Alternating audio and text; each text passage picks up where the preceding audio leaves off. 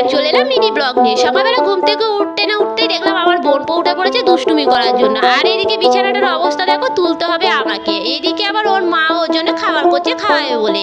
এদিকে ওকে খাওয়ানোও কমপ্লিট হয়ে গেছে, আর আমার এদিকে বিছানাও তোলা হয়ে গেছে। তাই আমার হাতটা ধরেছে ওকে নাকি নিয়ে যেতে হবে ঘুরতে। তাই বেরিয়ে পড়েছে। বেরোতে বেরোতে হঠাৎ করে মনে পড়েছে ওর মায়ের সাথে যে দেখা করা হলো না।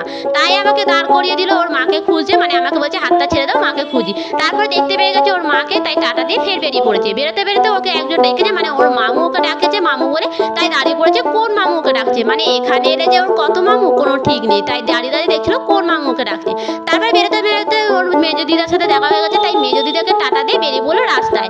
রাস্তায় যেতে যেতে আবার ওর সাথে ওর বন্ধুর দেখা হয়েছে, মানে একটা বাচ্চা কুকুরের সাথে দেখা হয়েছে, তার সাথেই খেলা করছিল।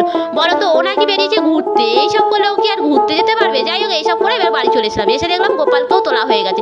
ভিডিওটা এই পর্যন্ত থাক। ভালো লাগলো অবশ্যই লাইক কমেন্ট শেয়ার, চ্যানেলটিকে